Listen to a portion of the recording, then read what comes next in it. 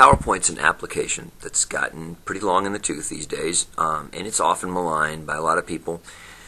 But it's an application that many teachers are very comfortable with, and it actually contains quite a bit of power under the hood, and it's a great jumping off place to several other technologies. It's a very easy way to start some things that are maybe a little more involved.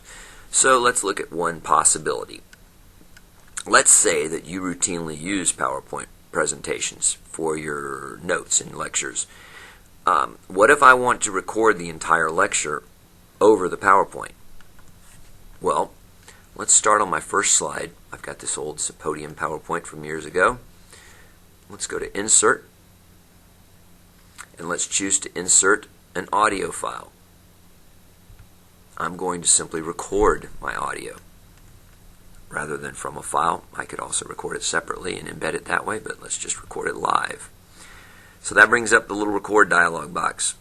I can give my sound a name, and when I'm ready, I start recording. This can go on for as long as I have hard drive space to store the recorded sound. So, once I'm satisfied, I can even at this point run through my notes if I want. I hit stop, hit OK. After a few seconds, depending on how long the file was, PowerPoint embeds the little speaker icon on our slide. Now, traditionally, PowerPoint's required that you hit the play triangle to play the sound when you get to that slide. For our application, that may not be the best choice. So let's go to Audio Tools, Playback, and change this behavior. I want this sound to start automatically, and I would like it to play across all the slides so that no matter how many slides it takes, this sound will completely play through before it finishes.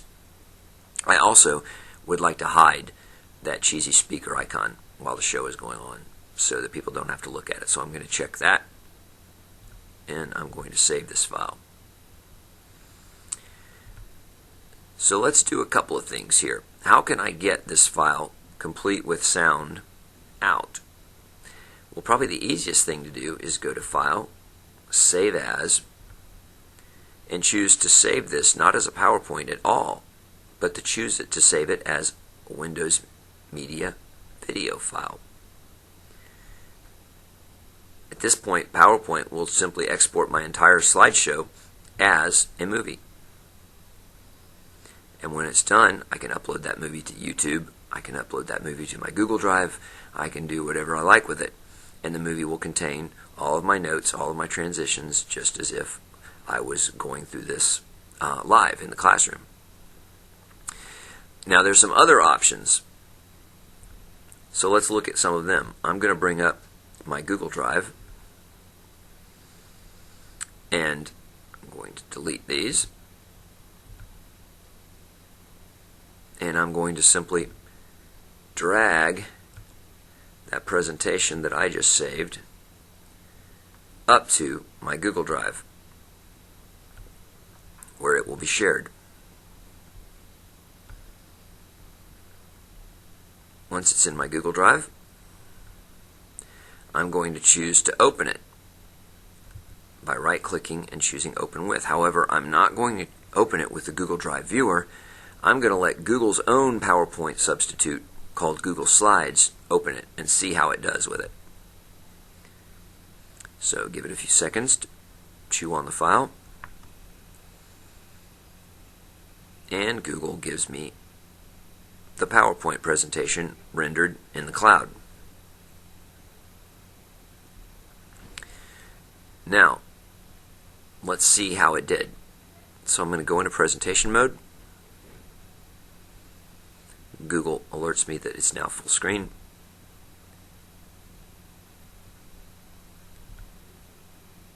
My transitions made it in, but you'll notice the audio did not make it. So, the one thing I would have to do if I wanted to do this is insert my own audio file into this Google presentation. Now, why then would I bother putting it up here?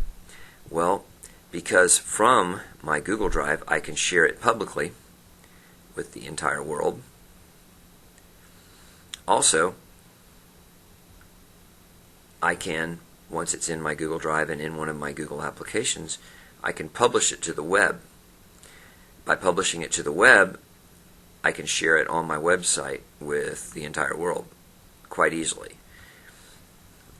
As a PowerPoint presentation, I could upload it to my Google Drive and let people download it. That would require that they owned the application.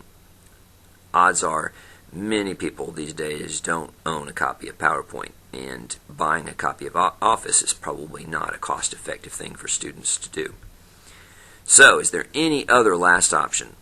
Let's go back into PowerPoint and go Save As. We can save this PowerPoint presentation as a PowerPoint show. Some of you may remember the old Pack and Go option in older versions of PowerPoint. This is very similar. What this creates is a file with all the media embedded in it that can then freely be shared with or without PowerPoint, and it's just a self-playing little file.